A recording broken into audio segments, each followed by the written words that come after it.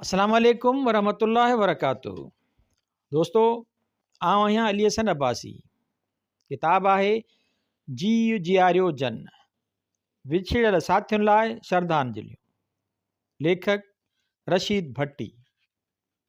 छापो ॿियो। छपाईंदड़ रशीद भट्टी एकेडमी।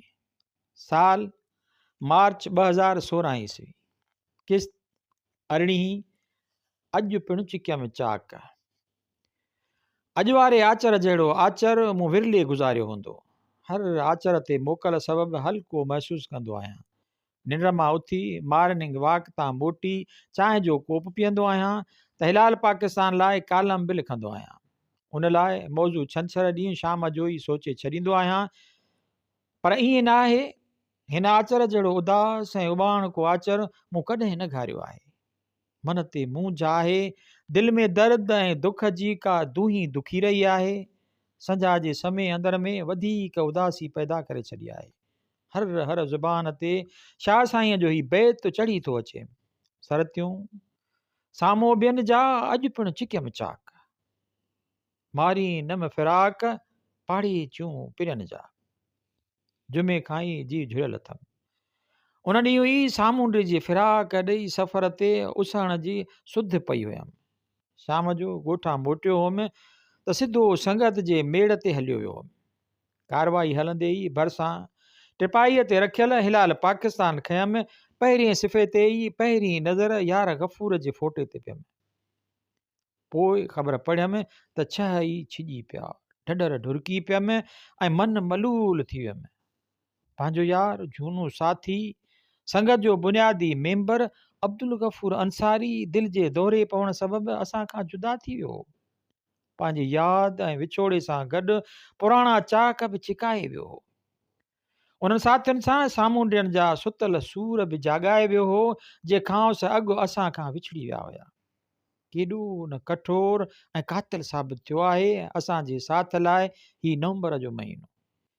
हिन महीने में ई असां खां सिंधी ज़ुबान ऐं अदब जो अज़ीम आलिम ऐं मुहक़िक़ अलामा उमर बिन मोहम्मद दाऊद पोटो मोकिलाए वियो, जंहिं सिंधी अदब ऐं ज़ुबान जी आबियारी करे माउ जी थञ जो हक़ अदा कयो ऐं संदसि आख़िरी अयाम में उभरियल क़ौमी तहरीक में नौजवान सिंधी शागिर्द ऐं अदीब जो साथ ॾेई पंहिंजे क़ौम परस्तीअ ऐं सचे सिंधी सपूत हुअण जो सबूत ॾिनो, जंहिंजे दिलि में सिंधीअ ऐं सिंधियत लाइ दाइमी दुखंदी रही। रूह सालनि खां थींदड़ ज़ियादतुनि ते रड़ंदो रहियो।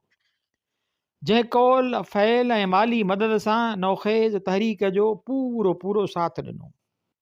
हिन महीने में 8-9 वरिया अॻु मुंहिंजो उस्ताद, दोस्त ऐं साथी प्रोफेसर अहसान बदवी असां खां जुदा थी वियो। अहसान विरहाङे खां पोइ कराचीअ में उन जे सरगर्मियुनि में रूह फूकींदड़ हो, जंहिं सिंधी अदबी संगत जे क़याम में नुमायां ऐं अणमट किरदारु अदा कयो। अहसान जी जिनाह कोर्स वारे कमरे में ई मुंहिंजी गफ़ूर सां पहिरीं मुलाक़ात थी हुई। उहा मुंहिंजी सिंधी अदबी संगत कराचीअ जे मेड़ में पहिरीं शिरकत हुई। को 20 वरिया अॻु गफ़ूर उन वक़्तु संगत जो सेक्रेटरी हो। सुहिणो सेबतो, ठाहूको जवान, खुशपोश ऐं खुशतब, धीरज ऐं ध्यान जो पुतलो। पहिरीं मजलिस में संदसि तोरे तके छॿे चिथे हिकु हिकु लफ़्ज़ ज़ुबान मां कढी ॻाल्हाइण जो अंदाज़ मूंखे अहिड़ो न्यारो ऐं निरालो लॻो जो मूं गुस्ताख़ थींदे रिमार्क ॾिनो हो, यार ॻाल्हाए ईअं थो ॼण फोटा थो तोरे या विकिणे। उन मेड़ में ई संगत जूं नए साल लाइ चूंडूं थियूं हुयूं, जिन में गफ़ूर खे ॿीहर सेक्रेटरी चूंडियो वियो ऐं मूंखे संदसि जॉइंट सेक्रेटरी। पर यार गफ़ूर को लॻन वारो ऐं महिनती मुड़ुसु हो। मुंहिंजी मदद जी कॾहिं बि मोहताजी न कढियाई। बाक़ाइदे हफ़्तेवार अदबी कचहरियूं सॾाइण ऐं उन्हनि जी कार्रवाई हलाइण में कॾहिं पुठिते न हटियो या रहियो। जिनाह कोर्स में अहसान जो कमिरो, मेठाराम में संदसि या सरकीअ जो कमिरो ऐं सिंध मदरसे में हसन अली हाउस मुंहिंजो कमिरो उन्हनि मेड़नि जी मिज़बानीअ जो भार खणंदा हुया। हफ़ीज़, सिराज, रब्बानी, अयाज़ कादरी, इब्राहिम जोयो, रशीद आखुंद ऐं रोशन मुग़ल या इसहाक, छा त साथ हो ऐं संगत हुई। कहिड़ियूं न तख़लीक़ी, तामीरी, तनक़ीदी ऐं कुर्बायतियूं कचहरियूं थींदियूं हुयूं।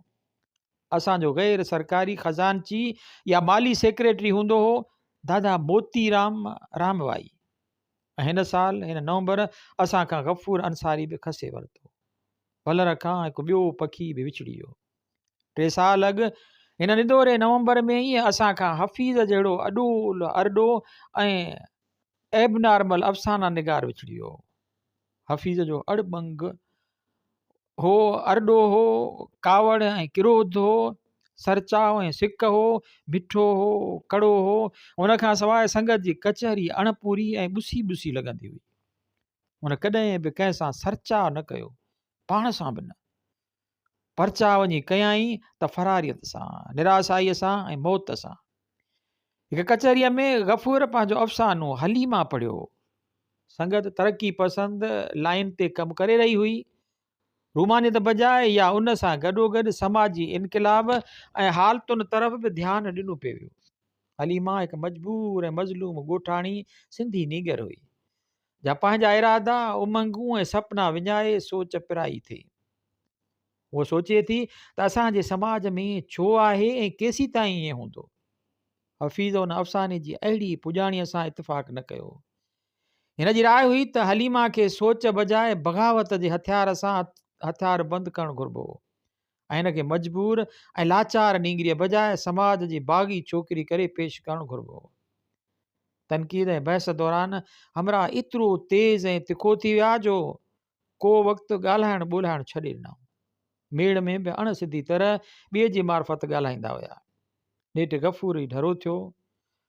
मूं हथ हफ़ीज़ ॾांहुं चवाए मोकिलियाई त ईंदड़ मेड़ में हू अफ़सानो पढ़े। पहिरीं त हफ़ीज़ उहो जवाबु ॾिनो त संदसि अफ़सानो नाज़ुक बदन ऐं शर्मीलनि गफ़ूर ॾांहुं इशारो जो ॾाढो लॼारो ऐं धीअनि जियां शर्मीलो हो। इनक़लाबियुनि लाइ न आहे। पर पोइ चयाई I will see to it. पोइ जॾहिं हुन मेड़ में गफ़ूर पंहिंजो अफ़सानो भाॻनि भरी पढ़ियो त मथां हफ़ीज़ बि पंहिंजो अफ़सानो अम्मा मां स्कूल न वेंदुसि पढ़ियो। भाॻ भरी में गफ़ूर जी हीरोइन सोच खां अॻिते वधी समाज ख़िलाफ़ बग़ावत थी करे ऐं कुहाड़ीअ जो बुख थी थिए। ऐं हिन नवंबर में हफ़ीज़ जी कढ या गफ़ूर या अधो गफ़न बि हलियो वियो। खेसि संगत प्यार विचां अधो गफ़न सॾींदी हुई।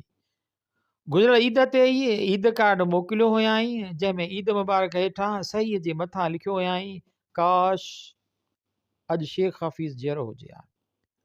उन महिल न पिए सम्झमि त छो हिन खे ईअं ओचितो विछड़ियल यार यादि आयो हो। अॼु सम्झां थो त हू हुन जी दुनिया ॾांहुं वञण जा सांबाह करे रहियो। गफ़ूर तॾहिं अफ़सानो लिखणु शुरू कयो जॾहिं विरहाङे सबबि पैदा थियल जमूद खे जमाल वारनि टोड़णु शुरू कयो। संदसि अफ़साननि में माहौल, समाजी पस मंज़र ॻोठाणो हूंदो हो ऐं उतां जा ई किरदार हूंदा हुआ। संदसि मौज़ू घणे भाङे सिंधी समाज में औरत जी हालति ऐं उन जी मजबूरी ऐं मज़लूमियत हूंदो हो। हिन पंहिंजे अफ़साननि रस्ते सिंधी औरत में जागरता आणे खेसि समाज जे भुतियुनि ऐं मदी ख़ारज रीतुनि रस्मुनि खां आजो ॾिसणु पिए चाहियो। हलीमा खे हिन सोच जे हथियार सां मुसलह कयो। भाॻनि भरीअ खे हिन समाज खां बग़ावत ते आमादा कयो। पर खेसि एतिरी सग, हिमत ऐं जुरत न ॾिनी जो समाज जे नाम निहाद रखवालनि जे कातनि ऐं कुहाड़नि खां पाण बचाए सघे। पर वरी सावण आयो। ज़ैनब उहा सिंधी औरत आहे जंहिंजी हिन आशा पे कई ऐं जंहिं रूप में हिन का आदर्शी सिंधी औरत ॾिसणु पे चाही।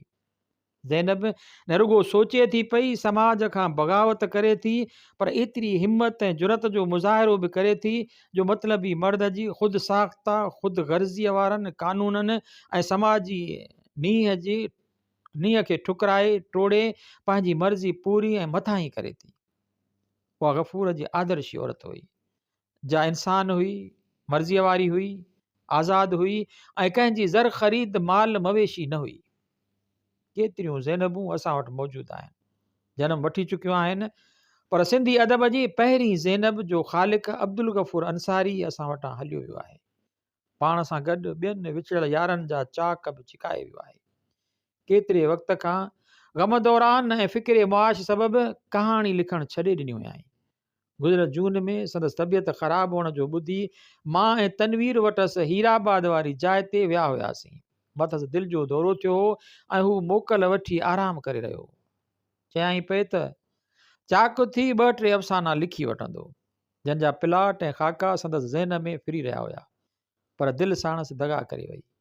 केतिरो न प्यारो अज़ीज़ पर ज़ालिम ऐं अवेसाहो जो आहे हीअ रत जी ॻोथरी। अॼु जे अख़बार में कराची संगत जो मुतालबो छपियो आहे त गफ़ूर जे लिखणनि खे सांढियो वञे। यारनि जूं कि मतियूं मुंझल थियूं नज़र अचनि। केरु सांढींदो? सरकारी ऐं नीम सरकारी अदबी ऐं सकाफ़ती इदारनि लाइ नए नस्ल जो ऐं तरक़ी पसंदि अदीब या फ़नकार का माना ऐं वजूद नथो रखे। उहे त मद ख़ारिज मढ़नि ऐं मुर्दनि जा इदारा आहिनि। ख़ानगी इदारनि ऐं इशाअत घरनि लाइ नऊं अदीब ऐं फ़नकार खटीअ जो गॾु आहे। वहायो कमु कढियो ढुरकियो त लठ हणी कढी छॾींदसि। जीअरे ॿिया संदसि लिखणनि मां कमाईंदा ऐं संदसि अर्क कढंदा। मोह त छुटी जिंद छो करजे। कंहिं दाऊद पोटे खे यादि कयो आहे, कंहिं अहसान जी सार लधी आहे, कंहिं हफ़ीज़ खे सांढियो ऐं छपरायो आहे, जो हाणे गफ़ूर जी तख़लीक़ुनि जी पर घोर लहंदा। हीअ त रुॻो उन्हनि विछड़ियल यारनि जो ज़िक्र आहे जे हिन महीने में विया, न त दफ़्तर दिलि में सांढिया पिया आहिनि पंहिंजे क़ौम जी बेमुरवती बेपरवाही ऐं अख ॿूटीअ जा। रोज़ाना हिलाल पाकिस्तान, कराची।